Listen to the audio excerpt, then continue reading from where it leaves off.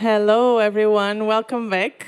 I hope you had a fruitful break with happy sharings and connections. I'm delighted to welcome 6 women that belong to organizations that are organizing this summit into the stage.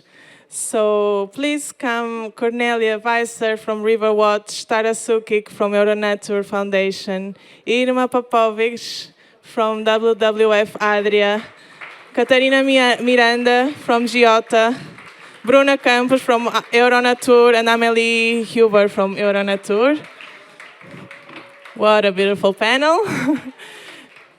And they are telling us about the struggle for free, the struggle that these organizations are fighting for free-flowing rivers in Europe.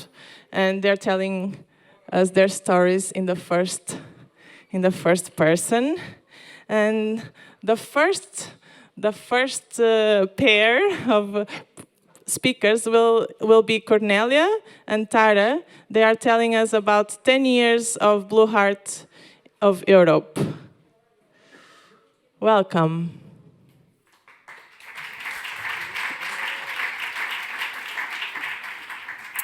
Hello, everyone. Thank you for the introduction. It saves me a couple of minutes. Quick show of hands. Who has actually heard about the Blue Heart before yesterday, that is? Okay, well, quite a few. I guess I keep that short then. So Europe's Blue Heart are the rivers in the Balkans, and that is because they're most free-flowing intact rivers on the continent. And you can see this on the hydromorphology map, where green and blue represent the most intact river classes. And for comparison, on the right side, Germany, where you can see everything is red and yellow and orange, which are the most modified, impaired river classes. So this is why we actually call it the Blue Heart, because you can see in the Balkans, it's all blue and green. And furthermore, also, the Balkan rivers are a biodiversity hotspot. They host a lot of endangered species that have become extinct elsewhere in Europe. For example, 113 endangered species, according to IUCN, and 28% of the endangered fish fauna in Europe.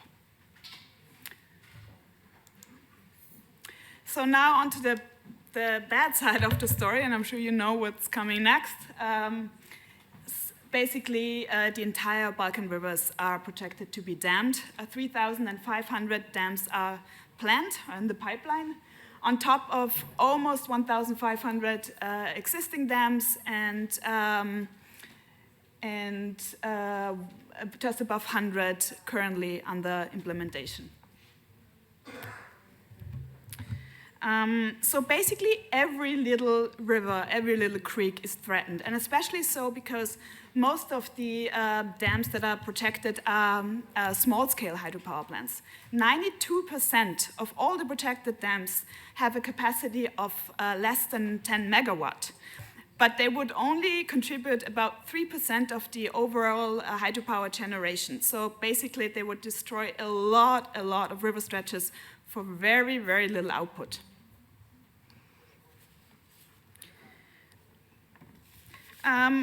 With our campaign, we have been trying to stop this spate of destruction since about 2012. And even though it has been a constant up and down, as I'm sure you all know, we actually have been quite successful over the 10 years. We stopped many hydropower plants, particularly with legal means. And you can see this on the statistics, maybe not on the first glance, but if you look at the yellow ones, the ones under implementation, you can see that after a peak in 2017, the projects that have entered their implementation phase are actually decreasing again. We also raised international awareness about Balkan rivers all over the world. Just yesterday, one summit attendee told me that she heard about the Blue Heart in New Zealand. So, and more and more people also stand up for the natural treasures, like here in Serbia and Belgrade. We also initiated a political sea change in several Balkan countries, especially in Bosnia-Herzegovina. So that is the issue in very short. Today in this presentation, we want to give you an insight of what makes the campaign successful, so our tools of our work. And those are the tools. And we will talk about each of them. So the first one is actually not a tool per se, but we just want to point out how crucial local activism are for the protection of rivers. And we try to support their activism in as much as we can with the capacities we have available. For example, through legal means, through money, through our presence at events, or raising awareness with our media or our social media channels, and so forth. Through our work and the work of our local partners, the issue of hydropower has become a topic of public debate, and that has backed all those that have been fighting against hydropower projects, sometimes for decades, and has motivated even more to join that fight. So without the affected people in the Balkans and Balkan residents in general, we could never be so successful. They not only give our work legitimacy, but they are also the driver of change. Like here in Bosnia at the Neretvica, blocking a construction site, so very hands-on activism. Or here in Serbia at Rakita, where they removed illegally laid pipes. Or also by not backing down, even if being sued by an energy company. Good news, actually, this case has been dropped recently after even Amnesty International got involved.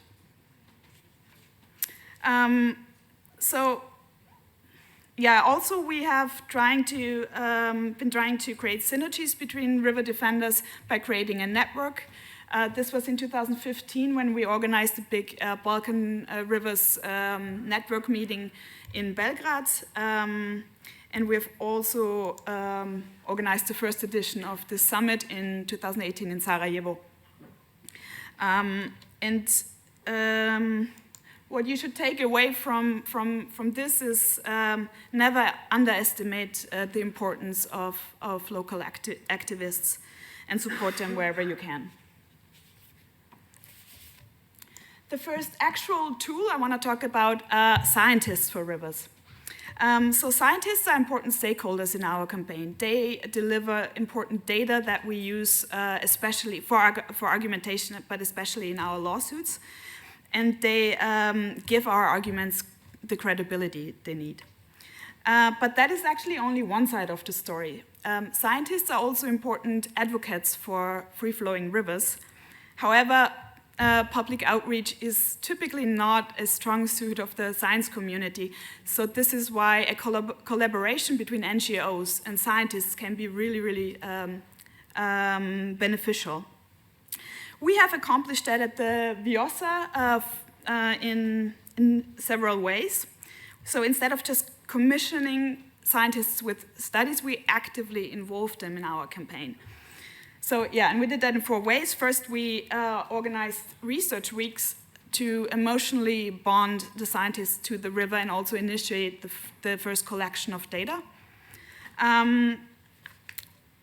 We also brought international media to those research weeks that followed the scientists' work. Second, we hosted an international science conference where we brought river ecologists from all over the world to Tirana. Then third, we opened a Vyosa research center at the banks of the Vyosa that serves as a basis for the research on the Vyosa and also as a hub for all the scientists for Vyosa activities. And fourth, we constantly encourage and nudge them to speak out for the findings themselves, so that they're not just seen as NGOs' appendix, but independently. And that is very important for people to respect science. So what we do is we invite media to science events. We organize press conferences like this one in 2017, I think. That was on a gravel island in the midst of the Vyosa. That was quite extraordinary place to bring media.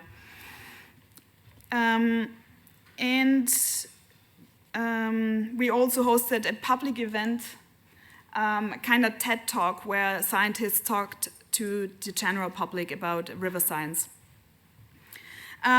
We organize all that, but we give the floor entirely to the scientists. And that makes some of them maybe act outside their comfort zone, but it's also empowering. And all that actually led to the scientists for Vyosa organizing themselves. By the way, they do that on their own expenses. Like we fund some studies, we fund the travel costs for research weeks, but the actual work they do and the studies they publish afterwards, some of the studies they do on their own expenses. So they started to organize themselves. For example, they publicly criticized a EIA for a big dam project on the Vyosa, and that led to the Minister of Environment officially rejecting the EIA, and the project eventually got dropped. So the Vyosa case proves that the synergies between scientists and NGOs are huge if we are actually working together instead of just seeing scientists as data provider. On this model, we are currently trying to expand that group of scientists for Vyosa into scientists for Balkan rivers in general. And we will hear more about that actually from two students, PhD students who helped set up that network. I think that's the last presentation that we hear today. And also heads up, we plan our first research week for that bigger new group on the Neretva in Bosnia in June 2022. And our lessons learned from this is always try to emotionally attach scientists to your river, motivate them to speak out for the findings, constantly involve them in the campaign and make them part of the campaign. Yeah, so that's also it needs some budget, to be honest.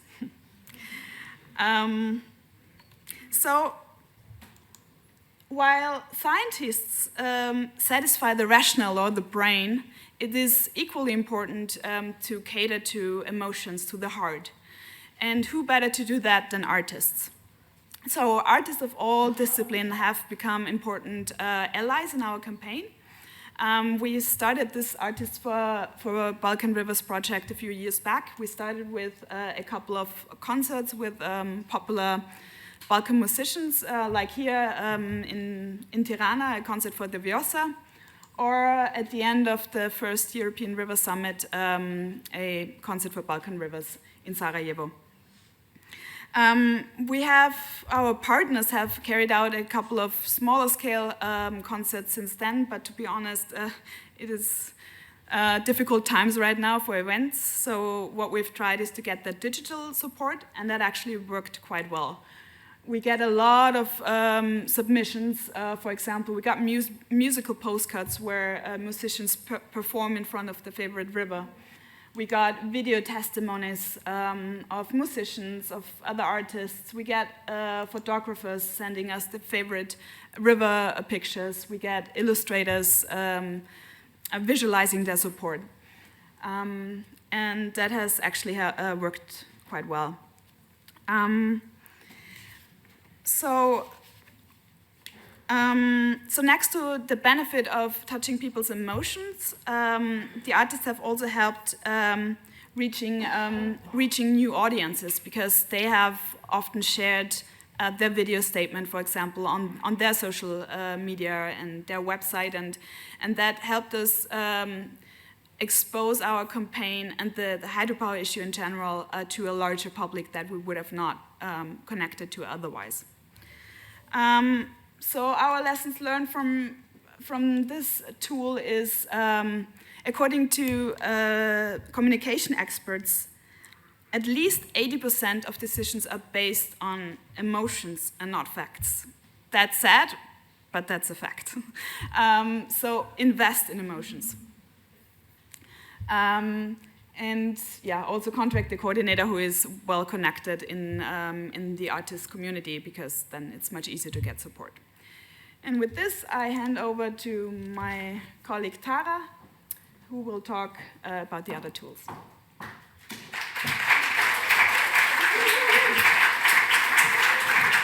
Connie?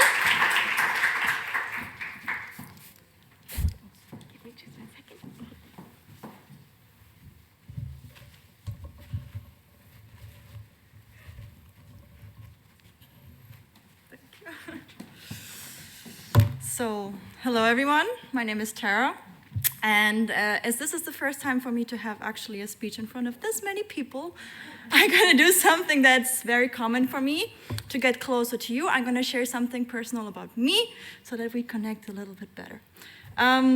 Well, that fact is I'm a strong feminist, and I'm very happy to be here and to see people that are engaged in environmental causes and cases, but I'm especially grateful also looking at these women here and also the many female leaders in the group that there are more and more women trying to get out of their comfort zone, acting and actually demanding really like changes in environmental cases, and especially when it comes to river protection, which I think is more and more needed because the future is female, obviously. Yes. So Connie has been talking about the brains and the heart of the campaign. I'm gonna try to find some similar body parts that can resemble the next tools in our campaign. It's not that easy because it's the next one will be the Lawyers for Rivers, and I was thinking maybe this could be the eyes, right? So we do have national teams of lawyers all over the Balkans and different countries, and they're supporting local cases and local communities or civil society organizations trying to target specific projects of hydropower plants, which means they are engaging, for instance, or let's say attacking not well-established environmental impact assessments. They're trying to improve the public participation processes and are getting acts like also pinpointing the issues with access to public information, which is very often a case also in the Balkans that, yeah, things are not running the way they should. So there are laws, but they're not actually considered by the developers and the investors of certain hydropower plants. Yeah, and that's not enough, we believe, so we also have an international team of lawyers that is actually supporting us at different, let's say, higher level courts like the European level, and also at like conventions, like the Bern Convention, where we have cases, you heard about it yesterday in Mavrovo. We also have one in about Bosnia and Herzegovina for the Ulok hydropower plant. Then we have other important intergovernmental international conventions like the ESPO, where we, for instance, have a case for Bosnia and Montenegro regarding Bukbiela. And then we have the energy community, for which Vyosa is, again, one of our examples to share. But also in, I think Serbia was that, we also have cases for that. Then, yeah, I think that's like zooming out a little bit from one thing to the other. And it's not enough sometimes to have a handful of people that help you working things through, but you have to try to encourage others to do the same. So we try to provide, actually I should go forward. We also try to provide help to others, which means that we're having trainings, and we're having a legal toolkit, which we just published this year. I think one of the authors is here with us today, Gosha. She's also going to be a panelist later. So the lady in pink in the corner, you can see her, so you can talk to her about it. She has been working on this quite some time. Yeah. And you can find more information on this website, toolkitforrivers.eu.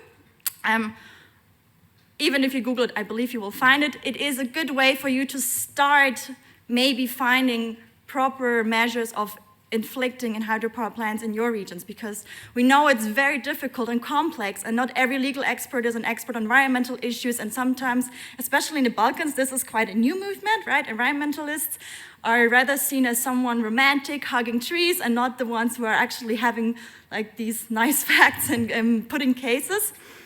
So yeah, that's one way we try to encourage others to do the same, so we don't have to do everything by ourselves, obviously. Yes, then of course the aim for us would be to enlarge that network, to get closer together, to exchange, like we're doing here with the River Defender Summit. We want to do similar things with, legal advisors, experts, and people who are trying to help people and communities in these cases.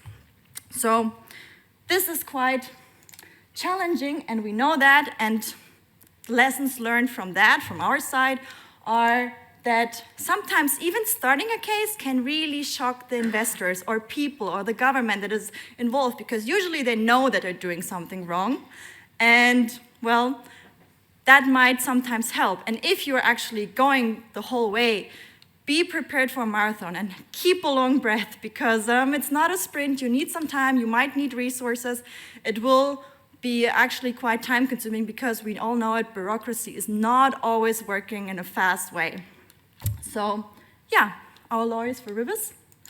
Then coming out of the targets for a specific projects of hydropower plants, we also have advocacy work that we're engaging with our national partners, but also with Bankwatch, for instance. And just recently this year, we have Euronatur has 2 new policy managers. One of them is Bruna, who is sitting on the stage as well, for which we are very happy. And we have noticed, since they are in our team, things have been moving faster and amplified, and it's quite a valuable thing and person in our group to have. So thank you, Bruna, for that, being with us. So our aim with our policy work is to not have further hydropower plants being considered as part of the renewable energy solution or targets or however. We don't want that anymore, because we know that the opportunity costs that are like really destroying the biodiversity and like putting people's lives on stake are not worth the profit from these hydropower plants.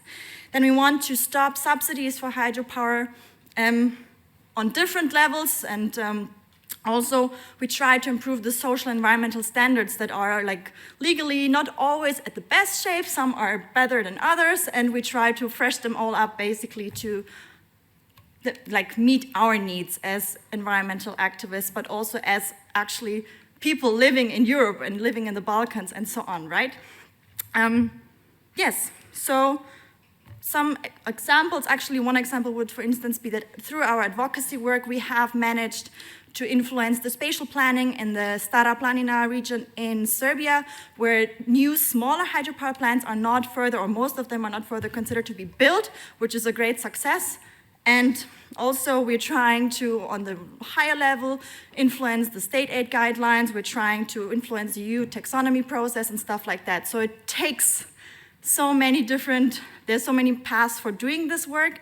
And I hope actually that we're going to succeed. The next big thing, actually, what we're having, our campaign, for which Amelie and Bruna will tell a little bit more about later, influencing and trying to support the decision makers and making good decisions for the Renewable Energy Directive revision. But more about that coming later. Yes. So our, I just said that. Perfect. So our lessons learned, if you want to step into the policy game, start small. You don't have to go to the very biggest level just yet. Things are complicated, bureaucracy is complicated, and the making of laws is even more complicated. That's what I learned, especially working with Bruna in the past months. And you have to be strategic, and you have to have someone who's supporting you and who understands the system. You have to have someone at best who's physically close to certain centers of power. For instance, our colleagues are living in Brussels, which is quite an asset to us. And basically what I'm telling you, get yourself a Bruna, but don't take ours. So please, just to keep that clear. Yes. So now moving further out, I believe communication for rivers, it's obvious, we're all dealing with it.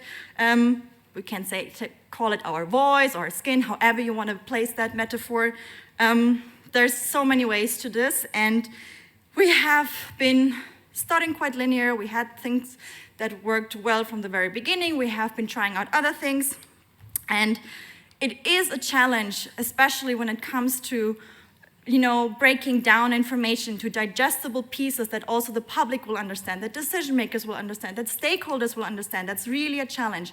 And that's something that you have to always think about, that you understand these things, but the other people most likely won't. And that's something that probably, is part of our daily work, especially for our communications officers in our, rows here.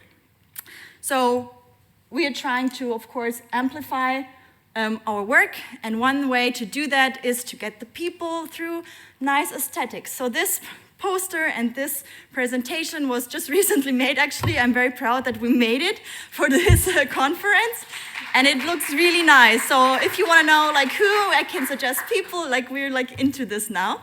And we've been trying not only, of course, to have nice designs and logos, but we're also trying to reach media attention as much as possible on the local level, on international level. And we have actually hundreds of mentions in media throughout Europe and maybe even on the whole planet.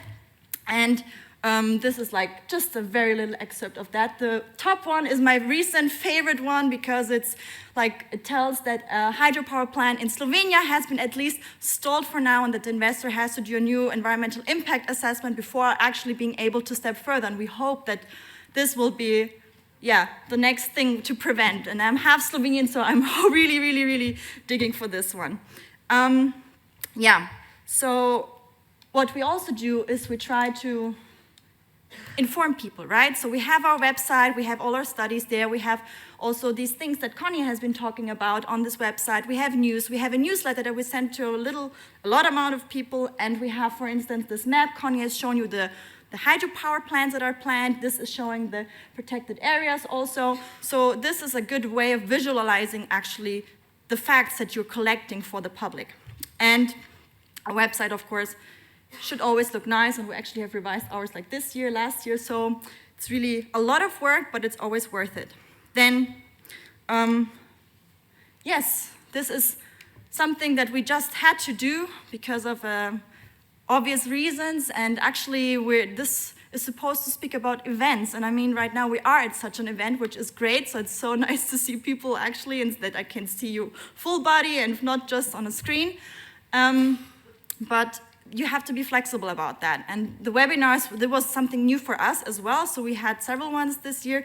This is the most recent one. And they were quite successful. We thought people would be having a Zoom fatigue, but it kind of worked out anyways. You have 1 minute. What? Okay. So, oh God, and there's another person. Social media. I know it's the elephant in the room. It's very difficult. We have managed to actually increase that. We have been having now an Instagram account, having Facebook, having Twitter, having all these things, and it works quite well. And actually, this brings me to the advice. So doing all these things, keep a steady pace. Don't do too much. Make sure you do something all the time. I feel like an Instagram coach now, but it's really the frequency that gives the momentum and also builds up the power that you have. And most of all, keep your vision, keep your message. It's fine if it's clear, but you have to reinvent yourself on the way, because otherwise you will not get the people interested, because the ways of information flow and access to different types of entertainment and infotainment is ever changing. So please consider that in your work. And if you want to talk more about that, we also actually have our communications officer and an external communications officer with us, Roxanne and Anya here in the front row, who you could also address when it comes to these things.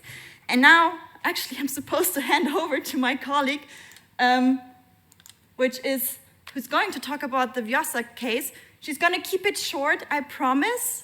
We already ran out of time for your presentation, so as fast as we can. Yes.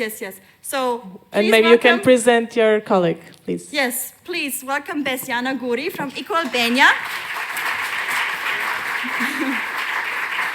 You must know she's an Albanian celebrity. I'm her biggest fan, and I'm really happy to have her with us to show the case of Vyosa, where actually all these things that we just told you are showcased. So thanks. We can really just use 2 minutes for this. Okay, I'm sorry. So I was prepared to say hi and bye because I knew this would happen, but I will try to be very quick. I'm from Albania, as you may understood. I will be talking very quickly about the Vyosa River. I know that you have heard a lot during these days and maybe before. But what's unique about the Vyosa is that the Vyosa River is the last free-flowing river in Europe, is a transboundary river. It comes from Mount Pindos Mountains in Greece and runs through Albania. Is a big river, 272 kilometers, and it has a beautiful scene. It's a very dynamic river. In the upper part, it's more narrow, while in the middle section, it gets very wide, which is also the richest part when it comes to biodiversity, and at the same time, the most threatened part. We have, let's say, in all the river basin, there are 45 hydropower plants, 8 of them in the main stream, in the main river. That would definitely, only one of them would destroy this unique ecosystem, and if only one of them would be built, we definitely would lose this nature treasure that we have. As I mentioned, it's very rich biodiversity. We have identified 1,100 species in latest surveys that have been conducted from scientists in the Vyosa River, and we also had 2 new species for science. 2 new species were identified only on the Vyosa River. We want to be, we have, let's say, we try to be very close to the local communities, and we have been informing them about the beauty, about the threats. They were totally unaware of all these big hydropower, also small hydropower plants. They were not informed at all from the government, so we managed, let's say, to keep them informed and also to raise the awareness about the importance. We have helped them and also organized protests with them. We also did a lot of work in the lobby part, in the national level, but also in the international level, of course, with the support of our international partners. We have good activities with the celebrities. In Albania, we have a big group of people, of celebrities that are supporting our cause, singers, actors, and until organizing, these interesting events that reach more and more people. We have had also a very great support from Leonardo Dicaprio. Since 2019, he has been posting on his social media about the Vyosa case, which has helped us a lot to put more pressure to our government. Scientists, as it was mentioned, okay, so I will try to, so we have managed also to involve the President of Albania in order to use its power to affect the Albanian government to change the decisions. Our main achievements so far, we have managed to stop 2 big hydropower dams, Kalivac and Pocem. Also, we are continuing the legal battle in the tributaries. We have opened case file in Berne Convention, also in energy community. We raised a lot of awareness. We have had opinion poll that shows us that 94% of Albanian public is in favor of a national park, which is our goal, to have Europe's first wild river national park. We are very close to reaching it. We have officially proposed this to the government, and we have had a great support from activists all over the world. We have organized this Vyosa National Park now actions in 23 cities in 13 countries, and you can see Grand Canyon there, or San Francisco, Paris, all these very important cities, let's say, supporting the same. I have a short video for this action. We cannot. We need to move on to the next presentation. Online, so this is the map of how the Vyosa National Park would look like, and this is what we presented this week to the Prime Minister of Albania, and hopefully we are very close to reaching our goal. So maybe you will hear good news very soon. Thank you.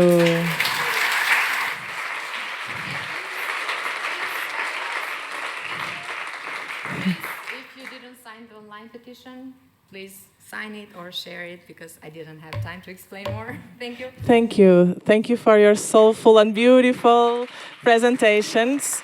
And I hope you can be open to have more dialogues with everyone during break. And yeah, I would like to invite as our next speaker, Irma Popovic, with Losing Western Balkan Rivers. Welcome, and thank you for being with us. Hello, everybody. need to put it a bit higher. Hello, everybody. I first want to thank Giota for organizing this. I know it was a tough thing to do. It was like a year of organizing it. Almost a year of organizing it, and thank you for doing it, for all the efforts. I know you are a good team. You did well, and I'm glad that I'm here and that I see some familiar and not familiar faces, and now it's time to meet, to discuss things. So I'm coming from WWF Adria. We are working in countries from Slovenia to Albania, so it's former Yugoslavia plus Albania. So I will talk about what we are doing on the hydropower and mostly small hydropower. So these are the contents of the presentation. So what is going on globally? Actually, I was asked by my international colleagues to say like what is the global context. So why we are here now? Because there are so many freshwater is in crisis. There are so many threats around. You already know about it, and in the same time we have climate change on the top of it, which is bringing more and more insecurity in the quality of water, in the quantity of water, and we need it. We need water for everyday life. We need it for all the industries. We need it, and it has to be more seen as a priority in terms of conserving a freshwater ecosystem than ever before. So what is going on globally? As you can see, there is not so many free-flowing rivers around the world, and I think this picture is changing every day, literally. We could see yesterday how things are developing in the blue parts, which blue parts here and blue parts here, which are maybe not blue anymore. So this is the case where we need to be aware that threats are there and not so many free-flowing rivers are. So you can see this map with existing hydropower and planned hydropower.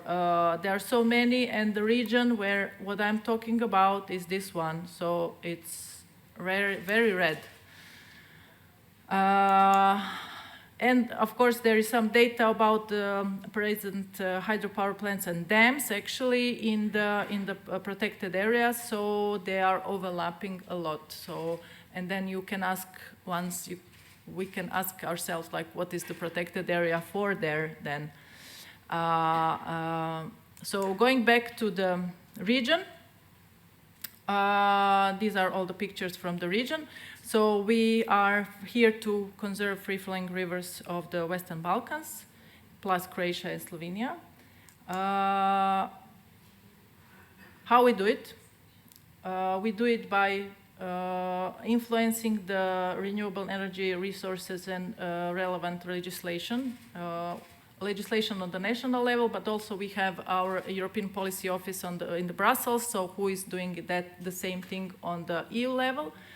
We have lawsuits against some bad hydropower. We are supporting local initiatives, which are, as we could see, actually the crucial part of the campaigning against hydropower. Without them, international organization can do a lot, actually.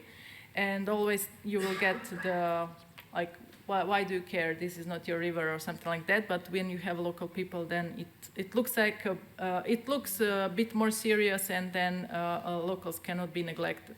And we are always saying that if the project doesn't have a local people consent, it's a bad project. Whatever the project can have all other licenses, but if there is no local consent, we don't consider it appropriate.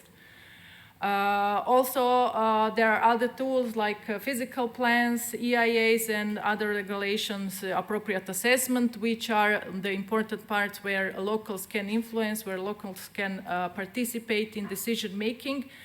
It is very difficult to do it in the region because there are some countries where you are not obligatory to even do the EIA for small hydropower plants, or it's all directed, whole process is directed from the point of the investor, and like they are corrupted local administration who is doing everything, for the project. So it's not that easy to be a part of these processes, but it's very important to be there. Also, we are collecting proofs about the negative impacts of hydropower plants on ecological, social, and economical points of view. We have done, for 2 years, we have been doing different analysis and studies and also research on the field, on the certain rivers where we were proving the negative impacts.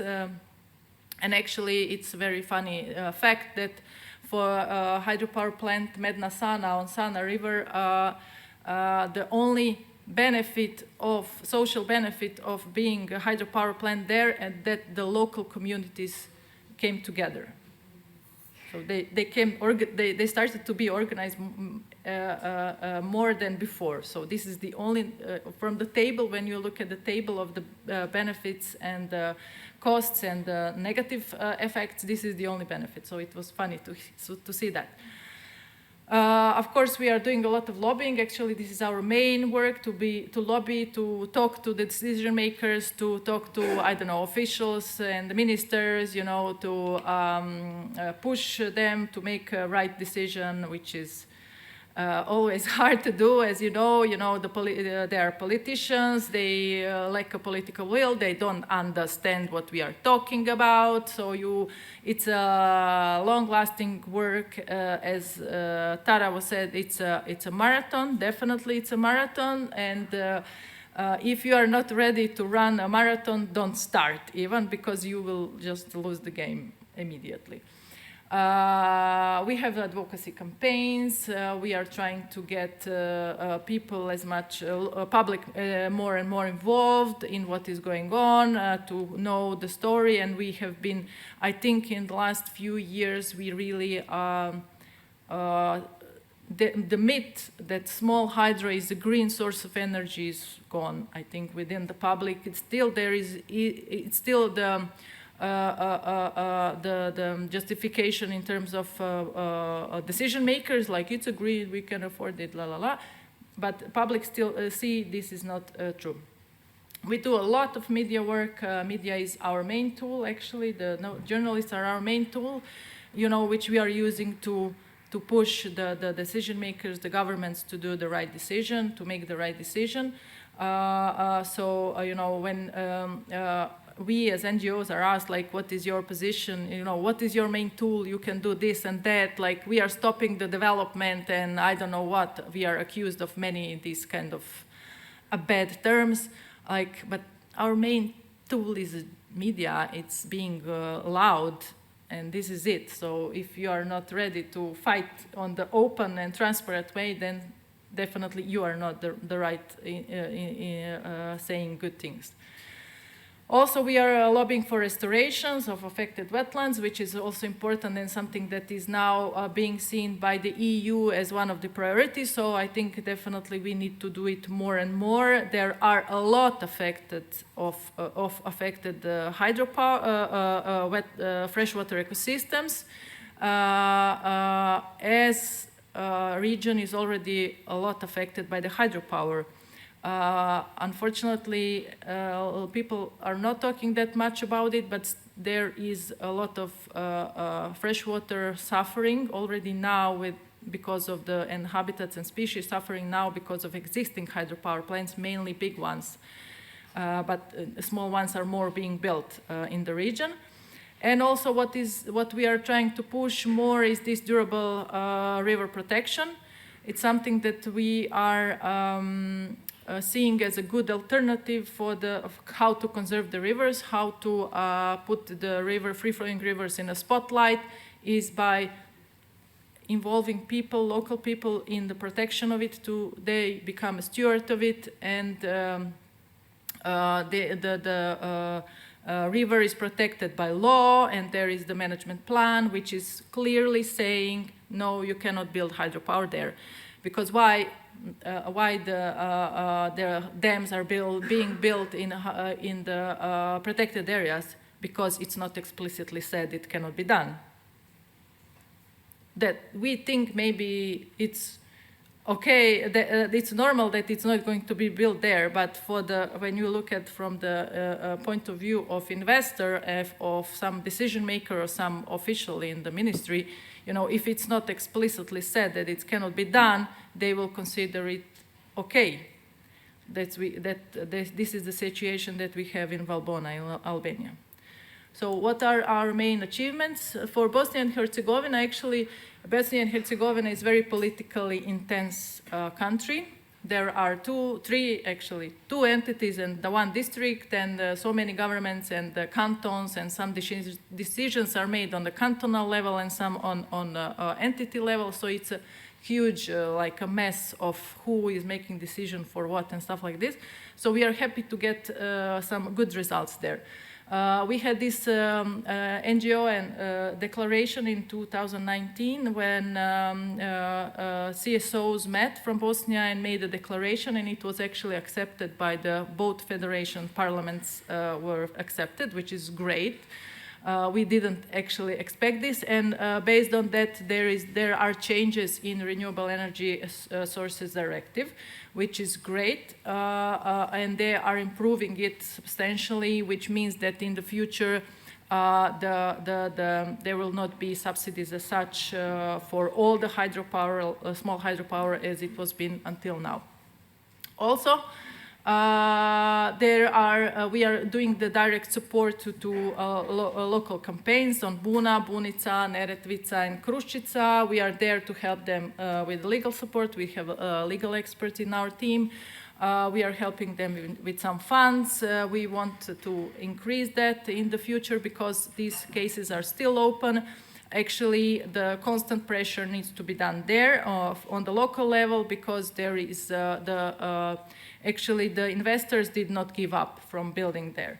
And this is something that we are aware of, and we are there with local NGOs to help them. Also, we are doing some river protection initiatives like on Crcka, Orlja, Buna, and Bunica. So it's the one that I said, like giving it back to hydropower by protecting rivers.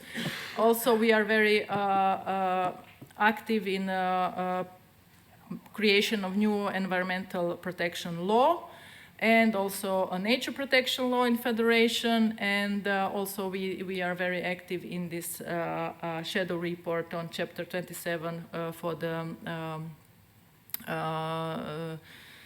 European Commission environmental chapter. So definitely, we are looking at the hydropower development in Bosnia and Herzegovina from different angles, and actually trying to, find a way how to shrink the space of new hydropowers to be developed there. In Montenegro, we have excellent, actually, results. The subsidies for new small hydro is completely banned. We don't have it anymore. So we are very happy about it. We had the new government, which is very pro-environment, and actually they used the small hydro topic as one of the pre-election topics, and actually I think they got, partially they got these elections because of being open to this topic and saying things that local people wants to hear. Also, we included the ombudsman for opinion on Bare Kraljske, and actually human rights violations were proved by them, which is giving us a good saying there. Actually, we have two cases open still, Bare Kraljske and Rečine River, which locals are against it. Investor doesn't want to give up, and actually we are pushing government to just say these cases are closed, but still the government is afraid of being sued by the investors to give some penalties, because they will need to give some penalties as they have concession contract signed. So it's a bit of a difficult situation, but definitely we are hoping that it will come to a good end for these rivers and for these people. We have supported the protection of Lower Zeta River in 2019 together with the TNC. Also in the pipeline we have protection of Čehotina River, which is great. We do it with the local community of Pljevlja. is we have this e-flow regulation set up in Montenegro, so we are doing some concrete things there. We have initiated protection of Bistrica River, which is completely new thing, and we had first dam removals, yay! 3 small dams were removed from Vesešnica River in Montenegro, and we are very happy about it because these are first dam removals in the Balkans, which are, I am sure, be a snowball effect, because there are so many of them. Like, I know for Croatia, we have more than 9,000 of different kinds of dams. Most, like, I can say 70% of them are out of service anymore because they're built, I don't know, 100 years ago. Irma, 1 more minute, please. No! Really? Okay, we have permanent ban on issuing conclusions. concessions, sorry. Then we have Albania. We have also some good things in Albania. We have a high court decision that it should be stopped. The Valbona hydropower plants should be stopped because there are so many open court cases. Finally, bailiff was there and issued them this decision, and now they are closed, which is excellent. And also we have the same case with the Zalzgiocai. The company is also cancelled, and for now they are shut down. And we will see what will happen later, because now it's on the court to decide. So achievement is total. We have been doing some calculations, like some 130 small hydro were cancelled directly or indirectly with, you know, there is a group of people, as you can see, working on the same countries, on the same issues. So it's not up to just one organization, it's up to actually a whole movement of organization, local and international there. We started initiatives to conserve more than up to 200 kilometers of rivers in next few years. We have raised awareness of small hydro is not a green source of energy. We had this big campaign, so you can see the numbers here. I will not tell them because I will lose time. We are doing also, in 3 of 5 target governments, we raised awareness that subsidies regulation needs to change for small hydro, and it's going in that direction. We are just missing Serbia and Albania to do some good moves. Definitely the Western Balkan rivers are on the global map for durable river protection. Next steps is to continue, because it's a long run and we should continue. And this is it. Woohoo, I was on time. Thank you, Irma. Thank you.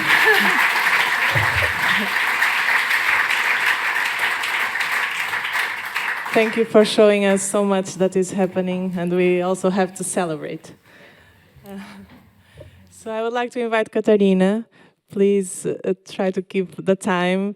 Be lean. Go to the essence and tell us about Portuguese rivers.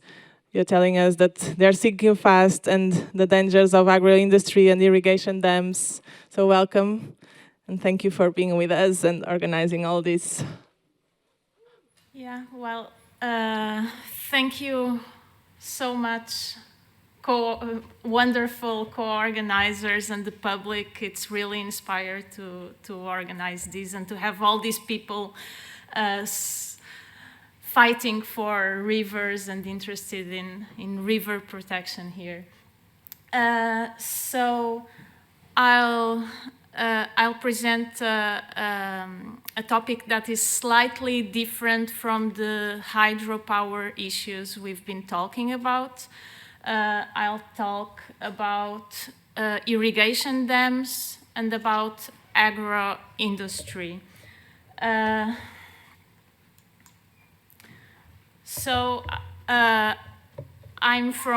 the coordinator of Rios Livres, Geota. Geota is a non-governmental organization, and our aim is to protect free-flowing rivers in Portugal, to protect and defend and promote free-flowing rivers in Portugal. And in the past, we've been struggling with hydropower dams, mainly in Douro. But now the problem in Portugal shifted. We virtually have no pressure for hydropower dams anymore, but we have a big pressure for irrigation dams. So I'll talk a bit about this problem and the related problem with the agricultural practices. So we all know that we're facing worldwide climate change and that temperatures are rising. In the last 50 years, we see that Europe has had already a big rise, and worldwide it's the same. And meanwhile, we're facing a mass extinction. So here we have the cumulative number of species that have gone extinct in the wild. And we see that from the 18th, 19th century, we have this steep curve that is predicted to continue steeper and steeper. And that is, of course, those two issues are a big problem. And you'll see how I relate them to irrigation dams. So how do we mitigate climate change, and how do we avoid the loss of biodiversity that we're currently struggling with? The European Commission came up, as you all know, with the European Green Deal, where Europe tries to mitigate this climate change, tries to avoid biodiversity loss, and tries to be the first climate neutral continent. And this European Green Deal, I'll give you two examples of two strategies that will be important for the rest of the talk. Has this biodiversity strategy for 2030 that, as you know, aims to protect nature, to reverse the degradation of ecosystems, and is committed in relation to rivers to restore at least 25,000 kilometers of free-flowing rivers.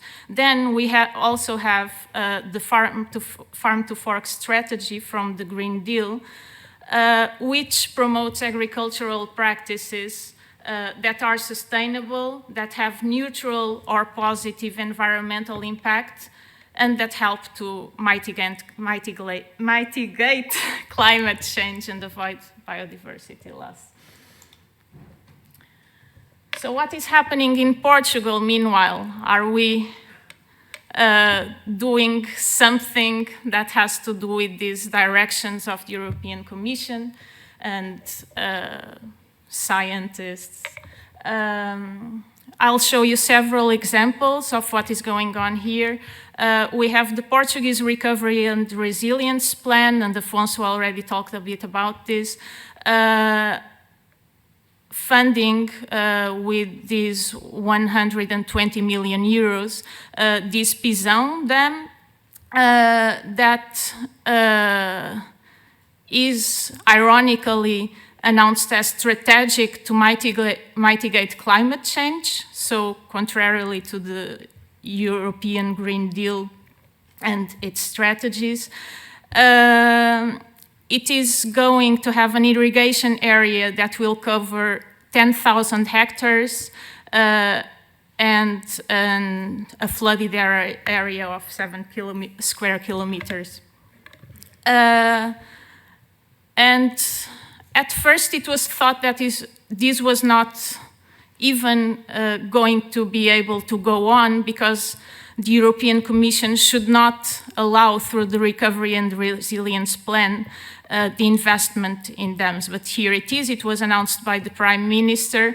Although it doesn't have an environmental impacts assessment, it is already promised to be built. And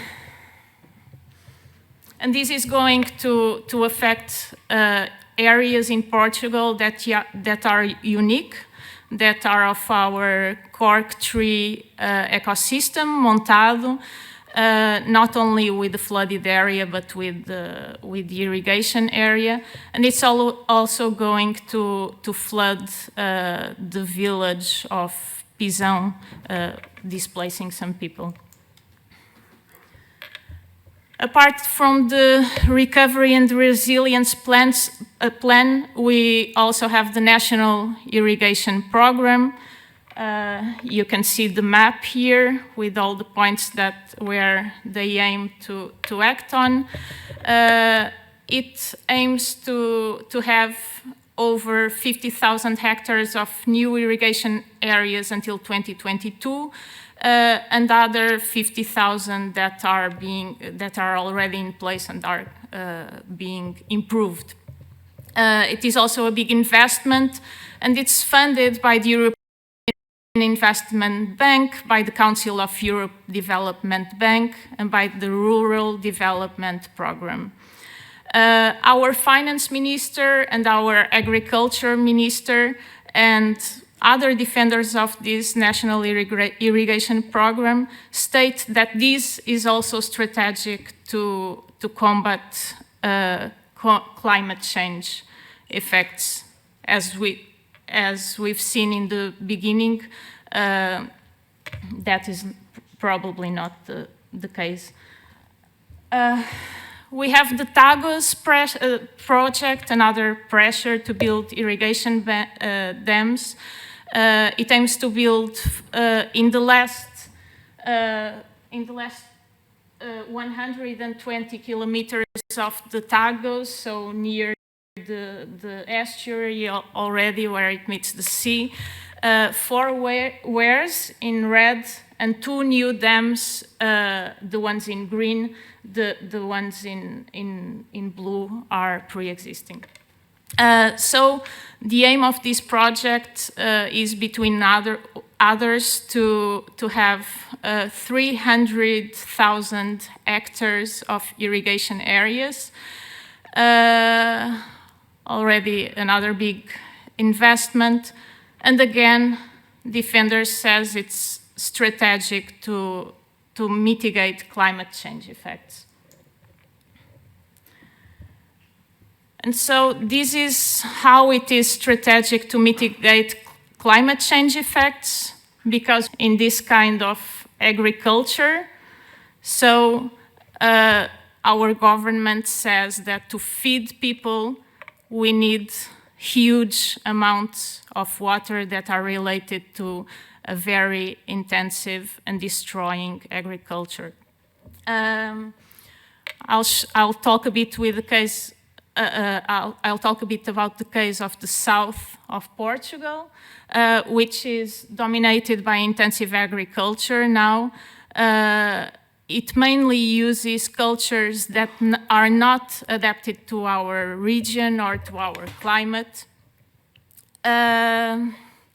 We are planting avocado, we are planting mangoes, and they certainly are not adapted to our climates. They also raise big social issues. So these industries are being accused of modern slavery. We have lots of migrants working in these agricultural practices with very poor conditions. And of course, they bring environmental issues, biodiversity loss, depletion of hydric resources, and the soil is also not being good taken care of. And regarding biodiversity loss, you can see in this graph that we are the top 4 in Europe. And you can see that these are not relative numbers, these are absolute numbers. And Portugal, as you know, is a very small country, for example, compared to Spain, which is the first one. So we are losing many species. We are having many species at extinction risk in Portugal, top 4. In 3 years, we had the number of threatened species doubled. And that means we need to take care of our... And the freshwater ecosystems, in fact, are the ones where we see a major amount of biodiversity loss here. 30% of our Portuguese freshwater fish species right now are exotic, so they don't belong here, and this comes mainly from the impact of dams too. And between the native fish species, over 60% are threatened, and this also has to do with the impact of dams. And also, the irrigation agricultural practices also affect a lot this biodiversity loss. We are all starting to think about this struggle right now. It's a new pressure in Portugal, and our aim is to promote alternatives. So this is, I'll end with this, but basically we have to struggle for the protection and maintenance of river ecosystems that are still in natural conditions, and we have to go to the impacted river ecosystems and restore them, either through dam removal in some cases, with restoration in almost over Portugal, and we have to shift our agricultural practices to more sustainable and regenerative ones. We need to start planting species, to plant cultures, agricultural cultures that are adapting to our region, that are adapted to our climate. And we need, and Tamera is a very good example of that, to restore our water cycles. We need to create, for example, water retention landscapes. And this is what I wanted to tell you about our new struggle in Portugal to combat irrigation dams.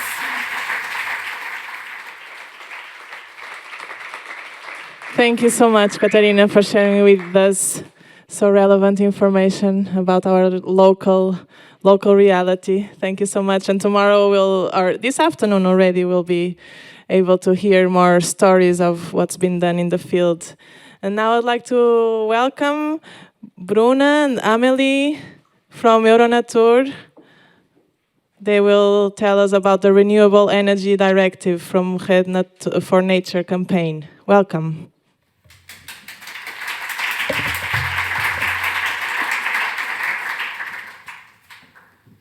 There we go. Thank you very much. Thank you, Giota, for inviting us to talk here as well. I'm Amelie Huber from Euronatur Foundation in Germany. And together with my colleague Bruna Campos, we'll tell you about a new advocacy campaign we're about to launch called the Red for Nature campaign. Yes, Euronatur Foundation is a conservation NGO based in Germany, southern Germany, and now Brussels.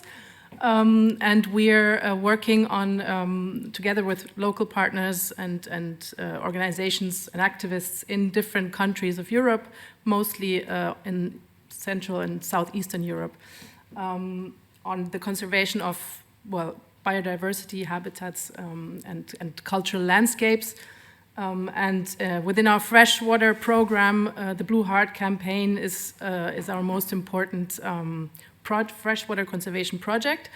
But beyond that, we're also part of an international platform together with the organizations present here who are co-organizers of this River Summit series, and supported also by some other organizations like Bankwatch and WWF Brussels. We're trying to tackle the threats to our rivers posed through hydropower and other kinds of dams.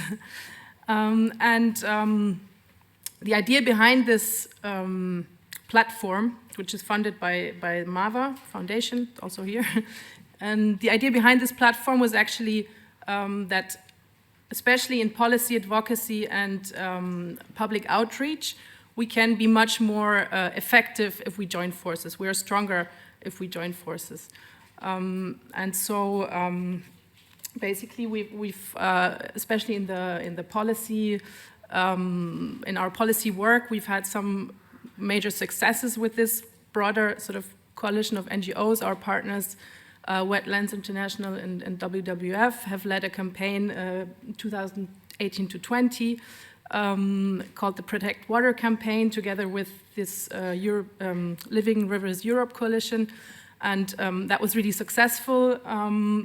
It was about challenging it was about advocating among decision makers the need to maintain one of our strongest policy instruments on water in the EU, which is the Water Framework Directive, and basically to prevent that it would be, would undergo a revision, a so-called fitness check, and this campaign was actually supported by a huge number of about 130 plus NGOs or organizations, and 375, if I'm not mistaken,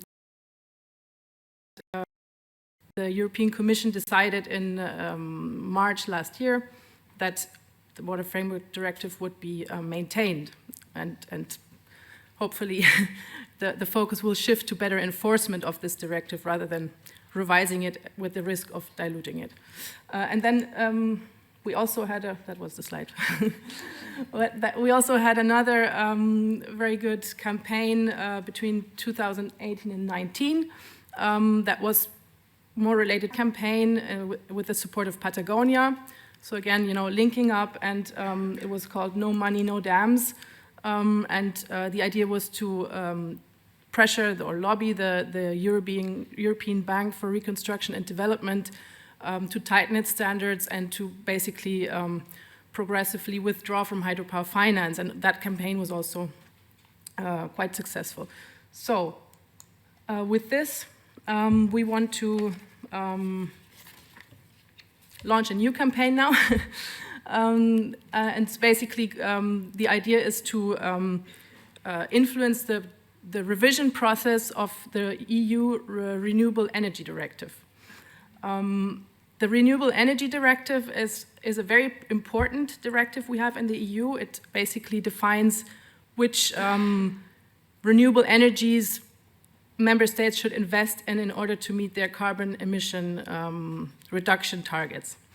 So yeah, it's a very important directive that would ensure that we meet our climate objectives. But what the directive doesn't do currently is to ensure that we don't destroy nature and biodiversity on the way. So, no, I'm not done yet. I was just confused if there was another slide. So basically, what we want to do is to advocate that the Renewable Energy Directive should be aligned also with the nature conservation objectives outlined in EU environmental legislation and also in the 2030 EU biodiversity strategy that Katharina just presented. Because yes, emission reductions are key to effective climate action, and we must, of course, achieve our climate objectives. But we must also make sure that we don't destroy nature on the way. There's an ecological and a biodiversity crisis, as she has also very nicely shown on her slides. So we want to basically revision process of the Renewable Energy Directive, the concept of low nature impact energy. Yeah, and we have some concrete ideas for how to do this. So, I think you can hear me with this microphone? Great. Okay, so what we're actually trying to do here is to change the Renewable Energy Directive in a way that gives a new direction to the EU member states. So the problem that we've all been speaking about is that obviously hydropower, and not just hydropower because there's other issues, there's also forest biomass, they're all renewable energy, they're all types of energies that are greenwashed, so they're they're meant to seem like they're green and sustainable, but they're not actually sustainable. So our biggest problem here is making sure that legislation doesn't actually consider them as sustainable. So our first issue is to make sure that member states cannot consider new hydropower as part of the renewable energy targets. So it's something that will be very difficult to achieve, but it's something that working together, and the idea is as many people are working together with us in trying to talk about hydropower, and not just, also we're working with the forest biomass people to make sure that we're all on the same page, that when people talk about hydropower and they talk about forest biomass, that this is not actually seen as something good. So if someone comes on stage and starts speaking of hydropower, I hope that the rest starts booing off stage. That's the impression we want to give to this whole topic, to this discussion, the Renewable Energy Directive. The second point that we want to do, obviously, is making sure that the whole conversation on nature, the whole aspects on biodiversity, this is all included in the Renewable Energy Directive. I've worked in many other directives in other legislations, and the energy legislation is one of the few sectors that doesn't mention nature, doesn't actually, even though it has a massive impact, it doesn't actually mention nature, doesn't mention sensitivity of species to human activities, to energy installations, anything. It's not there. So we need to make sure that in the new Renewable Energy Directive will actually speak about this biodiversity, the 2030 strategy, but not just the environmental legislations, talk about specifically sensitive species, sensitive habitats. So this all needs to be there in definitions, aligning really well with already really good environmental legislations. And then another aspect that you can see is the last 3 bullet points. It's really about the alternative solutions. So when politicians, we will be speaking with politicians, the main thing they're going to ask is how do we achieve the climate objectives if we remove hydropower and forest biomass? And there are solutions. And so we need to go and tell them, you need to focus the Renewable Energy Directives to prioritize on those other solutions that allows us to achieve the climate objectives, to tackling climate change. And these solutions means that, that our energy systems need to change. So today, for example, you have rural areas that are entirely focusing on mass, or let's say burning wood, or you have countries that are entirely sort of focusing obviously on coal as well, but not just, they're limited to sort of a couple of power plants, and hence why hydropower is such a, they switch from, okay, if we go from coal, we go to hydropower because it's easy to sort of switch. Our energy system is already built to take in sort of that type of system, but it's not built, for example, for solar. So solar requires more connectivity, more a different grid. Is the same with wind, so you need to change. And you also need to make sure that you have geothermal, because geothermal is really the future for the rural areas where you're going to have to remove the forest biomass. You're going to have to input some other type of heating system for houses. But also the really important part is all of this also requires a reduction of energy, of how we consume energy. So we cannot be consuming the same amount of energy right now if we're really going to make this transition. And so this also means that the new directive needs to put in place the systems. So the Commission's already envisioned this. So they already talked about, buildings going through the Renewable Energy Directive, and the relationship with the building sector, and reducing the amount of energy that is consumed. But so we need to also be speaking about it, because here, if we only talk about hydropower and removing hydropower from the Renewable Energy Directive, politicians are not going to listen to us. They're going to say, okay, it's your niche topic, good for you, thank you very much, goodbye. So that's what will happen. So we need to also get together with the other NGOs that have been working on the energy transition and really speak in one voice, everyone together, so that they're also saying hydropower is not a good solution. We're saying the solution is what they've been working on. And so that way we are all really, as NGOs, speaking with one voice. So there is a timeline, there is a process, and the process has started, unfortunately, so we're not at the beginning. The Commission has already made a proposal, they've already set their minds, and the proposal does not remove hydropower. Now, we know that the Commission is very reluctant to remove anything because they say they want the flexibility.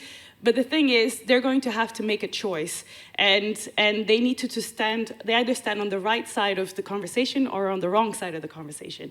And so we need to make it obviously very difficult for them to stand on the wrong side of the conversation. So in the next couple of months, or let's say in the next year and a half at least, there is a possibility to engage directly with politicians within the European Parliament, but also with your ministers, so the ministers in the different member states, where they will both be taking a position. So the Parliament and the Council, so the ministers, will take a position on what they think of the proposal that the Commission has come up with.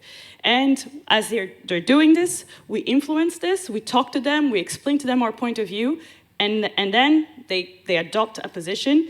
And once that's done, it's called the third phase. It's called trilogue negotiations, is where all these three institutions sit at the same table and they all sort of agree on the final legislation. So that's the process. It's a bit more complicated than that. I've just simplified the situation. Bruna, you have 2 more minutes. Yes, I'm getting to the best part. So the best part is, what are we going to do? So we need to be strategic.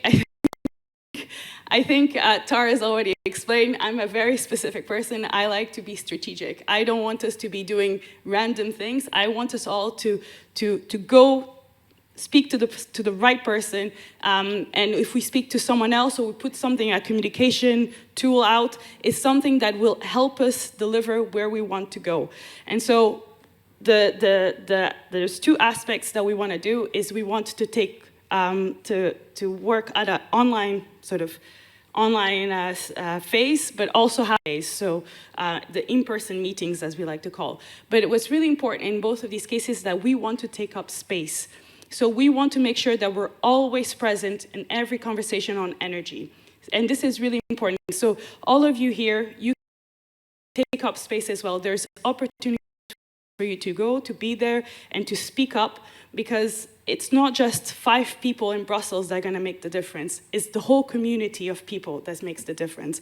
And I'll just give you one very, very specific example. There's recently member states with the Commission, and the idea was that this was on forests, and the idea was that the stakeholders, every one of them got 2 minutes to say what it is they want to talk about. And so there was 4 NGOs that spoke, and the 4 NGOs took their 2 minutes, so 8 minutes in total.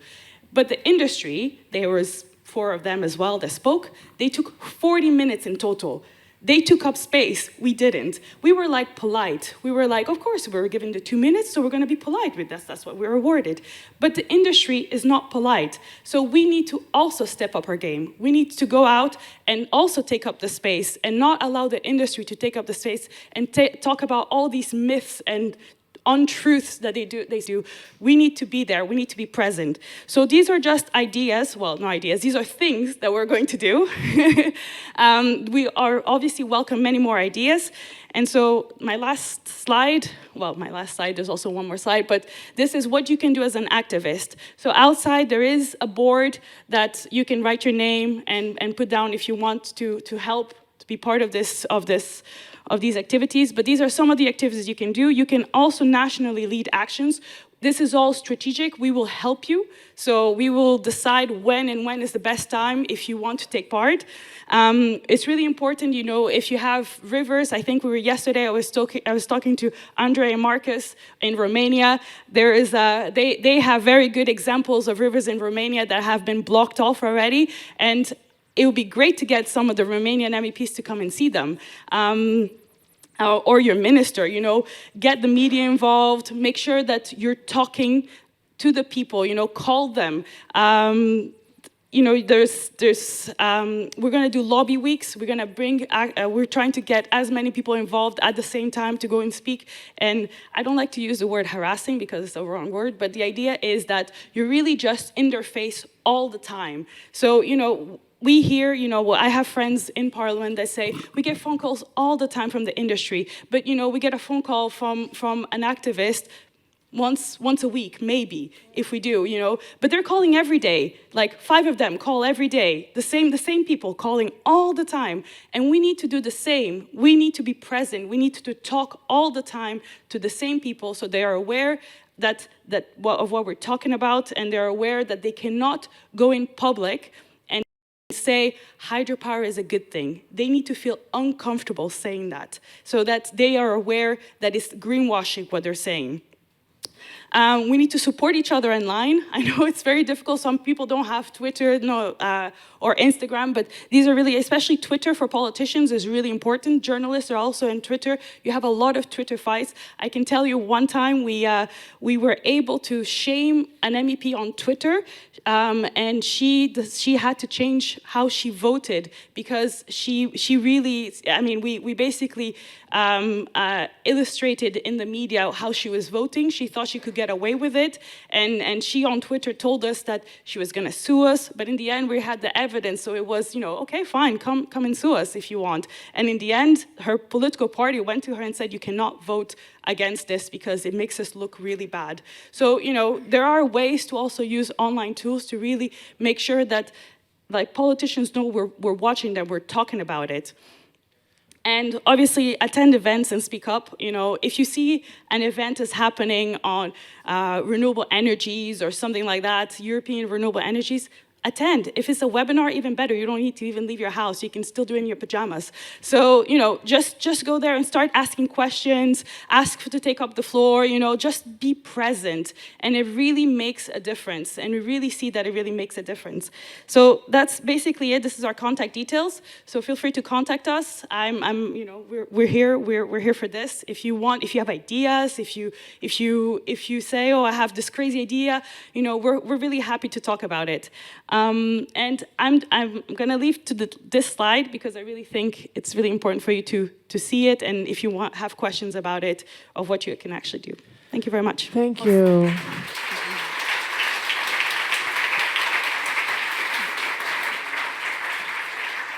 With your registration packs, you were given a sheet of paper. That was the paper about this campaign, and our contact details are on it. Either write us an email if you want to be part of the mailing list, or put your details in the form that's outside on the board. Join us in this campaign and bring your friends. Thank you.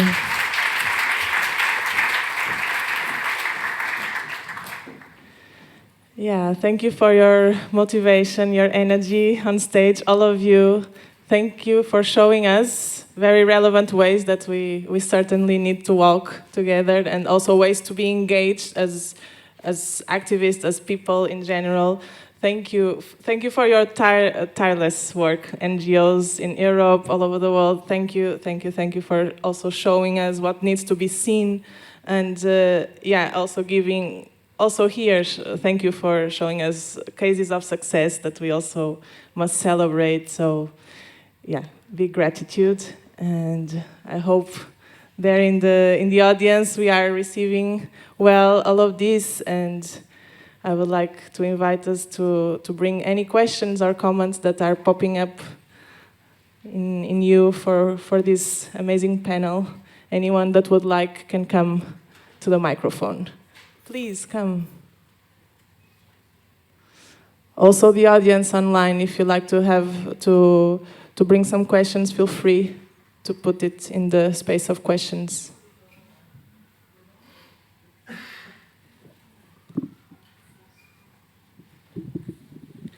Hello, thank you for the presentation, for you all.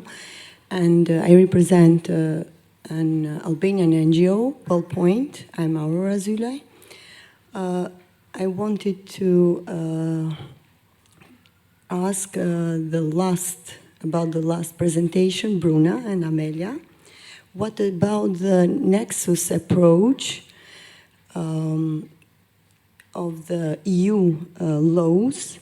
For example, on 2017, there were implemented 2 projects about the nexus approach. I was invited to represent Aarhus Convention in Belgrade, And these two projects were in partnership with UNCA and Global Water Management Mediterranean. And these two projects, the beneficiary were all the countries in Balkan region that divide the common or transboundary water resources. So I think the EU has to change the laws about the water resources management. In one hand, it gives a fund to build the dams for the countries that divide this water resource. In the other hand, EU gives grants for NGO or other stakeholders just to stop dams. Can you answer? Thank you. Yeah, if I can answer that. So the EU has really good environmental legislation, but it has poor implementation of these legislations. Specifically, actually, the financing doesn't follow what it actually wants to achieve through environmental legislation, which is a big deal. And this is also one of the things that we are working on, is to changing this finance, is stopping what we call harmful subsidies. I have a colleague in Brussels, so we have a colleague in Brussels that's focusing on that, on the financing part. And really, I mean, at the moment, there's a lot of conversation on what's called the EU taxonomy, but it's basically a regulation that decides what is good financing and what's not good financing, but it didn't apply it correctly. So it doesn't stop hydropower, for example, from being built, or dams from being built. And so we don't agree with the way it's built. The concept is nice. It's good to have a regulation that will say, you know, this is a bad investment, this is a good investment for the environment. But if you don't actually prioritize, you don't actually define it correctly, then it doesn't serve a purpose. So you're right in the sense that saying that the EU needs to change how it invests this money. We don't say that it needs to change its environmental legislation. The legislations are great. It's just that it doesn't implement them correctly. So, and that's also the other part, the fight that we have with cases, with casework, where you have you take, you know, I was talking to the Romanian colleagues. You know, some of these projects have been built in Natura 2000 sites. This is infringement procedure. The Commission needs to open a case against Romania, another case against Romania, to say you shouldn't have built this. You need to now restore this river. You need to remove this dam because it's illegal. It's against EU legislation, and that's what really we're trying to fight for as well.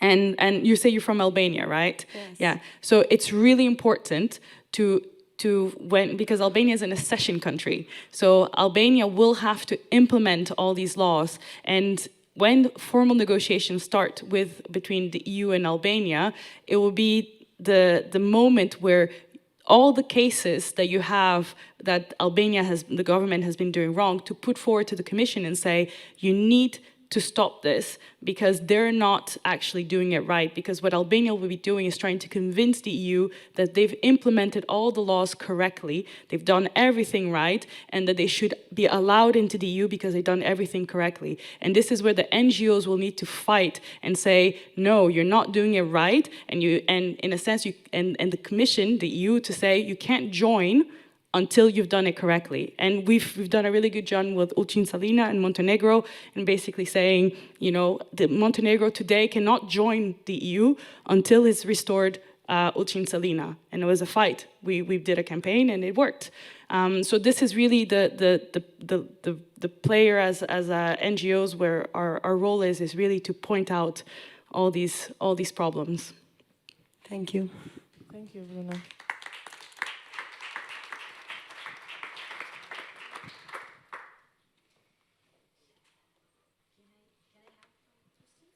Yeah, please. You can go, and after you go. I don't know. Oh, yeah, you hear me. Bruna, thank you so much for bringing that issue up about the strong lobby from Hydropower. Actually, tomorrow I will share my own experience in Brussels with the a representative of the National Small Hydropower Associations in Brussels 3 years ago. And actually, I don't think you will believe any word what I'll say because it was just incredible. And I want to ask you, isn't there a way to sue these people for the lies they're saying? Because, I mean, truly, you won't believe what things told me, they told me, and they deny, you know. I mean, we are really dealing with people that think like the earth is flat. And they tell this and then to people, and then all the people believe these truly lies. Can't we just sue them? Or, you know, I mean, we have the whole scientific community behind us. So what can we do to stop this? I'm not sure if anyone else wants to come in. I'm not sure about suing. I mean, I think it's good to go to national courts. It's one of the things that we should be doing more, because if you, let's say, if there's an issue that happens nationally, and you say, oh, this is wrong, this company shouldn't have done this, and you go to the commission, and they say, oh, they shouldn't have done it. The first thing they're going to ask you is, have you gone to national courts? Have you used the national system?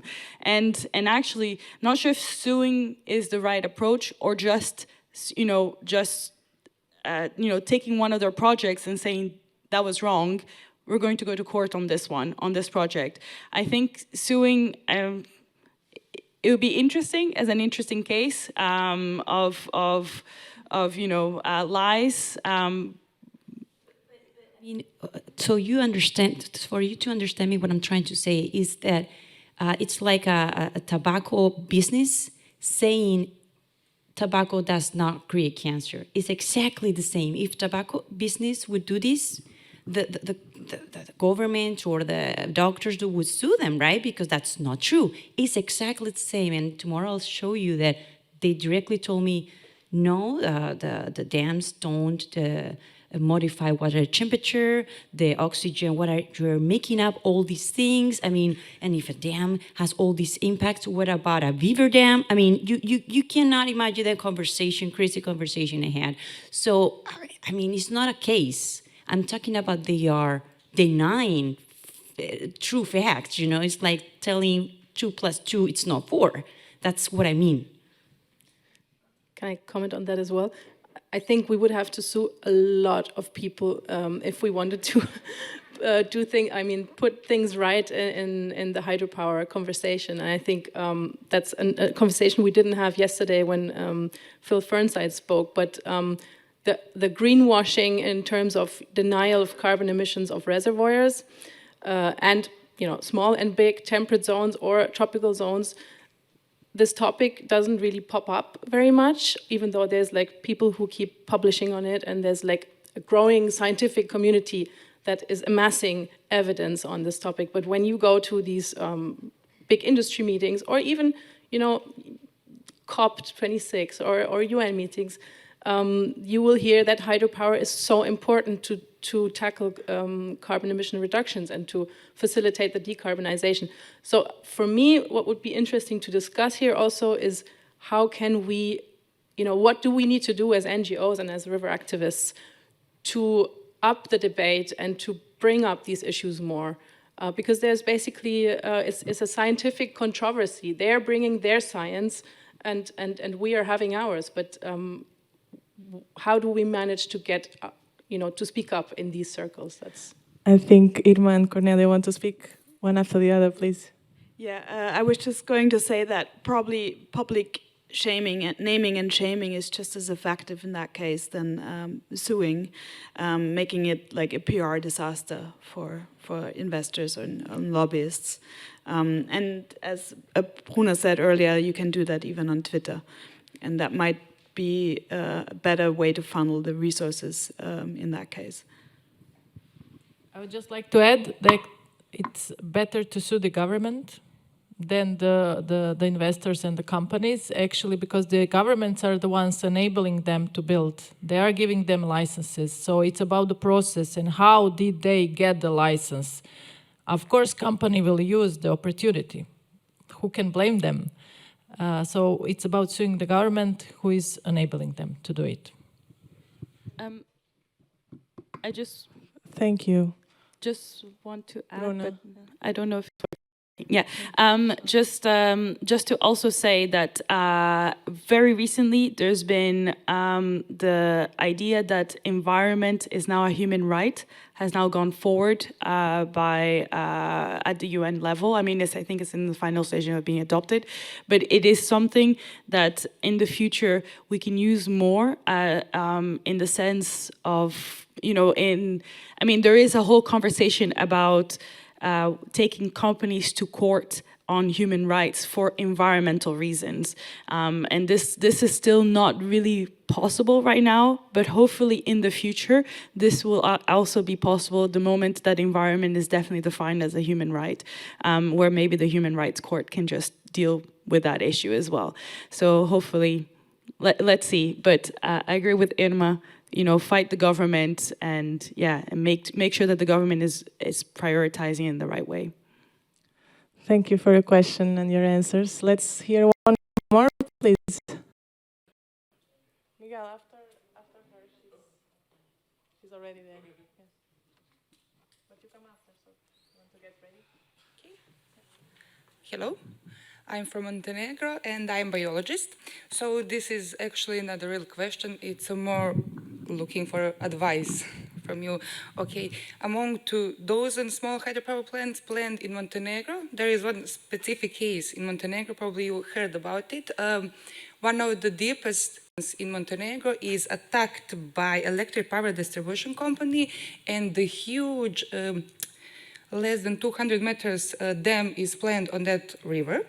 So as a biologist, I'm not going into the economic profitability and stuff, and among all of the forests that will be flooded and a lot of endemic and relic species that will be lost forever, and one whole ecosystem will be remade from the river ecosystem to the accumulation.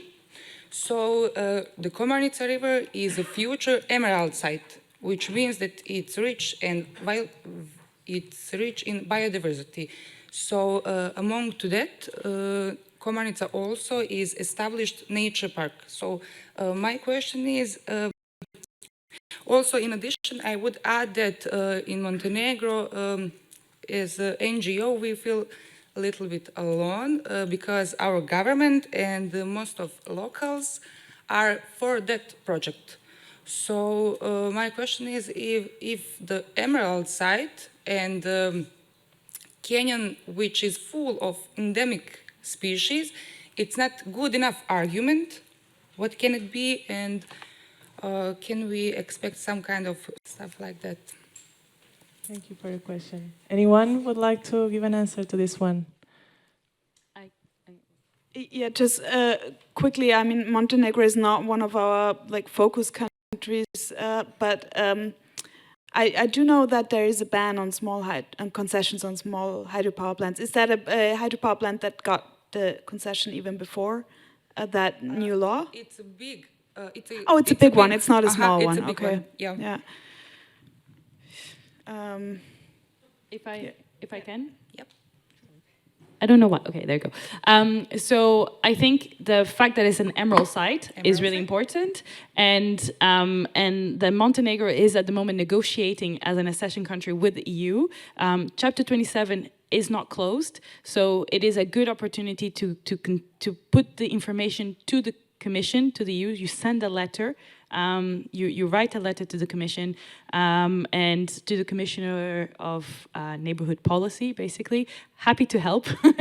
But basically you have to send a letter to state that there's this problem, because if it's an emerald site and is designated already as an emerald site, it's not a candidate or anything like that, then automatically the Commission should block it off. They shouldn't.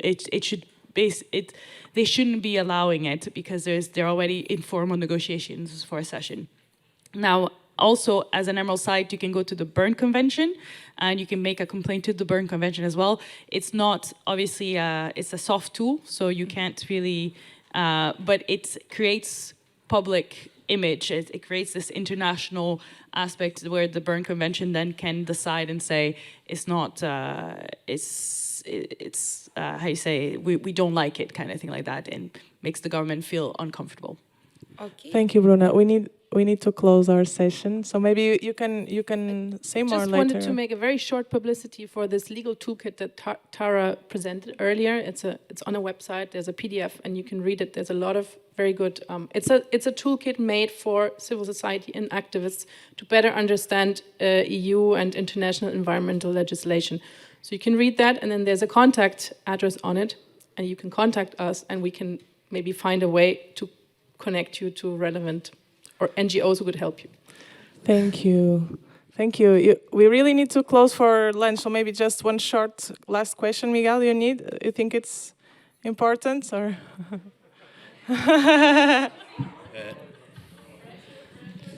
Very fast. So I don't want to create a situation here. I know everybody's a little bit hungry, but looking to what I'm looking and trying to look on how the EU policies can be affected and all, I have this feeling that basically we are like pushing for solar in every building and everything, solar energy and all.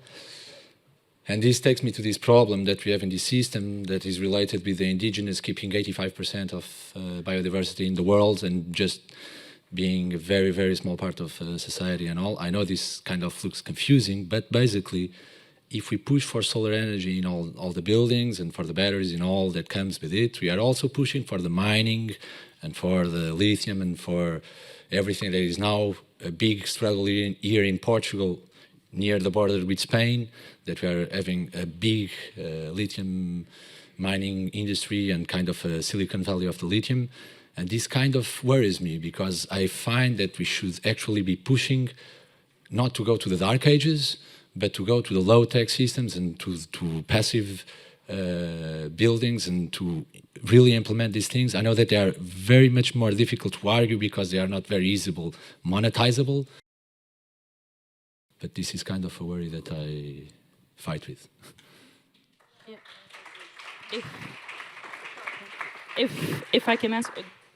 Okay. Yeah, if I can answer. Yeah, we have a position on this. So actually, as I said before, the first thing is to reduce our energy consumption. We cannot talk about any future renewable energy without talking about energy efficiency and reducing the consumption of energy. It's like half. You have to remove half of our energy that we currently consume. Solar indeed does have other impacts, and what we actually promote is circular economy, so reusing already materials that have been mined and as much as possible, and trying to have some kind of recycling scheme that allows you to take the materials and reuse it again. It's true that possibly in the future, so that's also something that you need to also take into account, not just in Europe, because a lot of the mining, I mean, not just for solar, wind as well, is happening outside of Europe, and so you basically extrapolating your problem to somewhere else in the world. So this is all things that should be part of the conversation. So it's really frustrating because I wish we would spend our time talking about these issues, but instead we're here talking about how hydropower and forest biomass is not a renewable. So, or even, they want, we're here talking about this, but they're still even talking about gas or renewable hydrogen, which is not renewable. Renewable hydrogen is one thing, hydrogen is something else. But they're talking about gas being included in the Renewable Energy Directive. So you have a lot of, fundamentals still to cover before we can actually be talking about, wind has a planning issue. And I wish we want wind, but we also don't want wind in random areas. We want solar, but we also want to make sure that it's not going to have other impacts on when you mine it. But we can't have that conversation yet because we're still at the beginning. So it's a bit frustrating. But it's important to have a solution, a way forward. And because if we're only talking about the negatives, they're really just going to say, what is your solution? What is, and that's the issue. So Fully you. agree. Thank you. Let's close with these questions. We really need to close for lunch. There's a lunch outside waiting for us. We're going to have a shorter lunch time. We come back at the same time as planned, at 2. So thank you so much for the presentations and the rich dialogue here, and have a good lunch.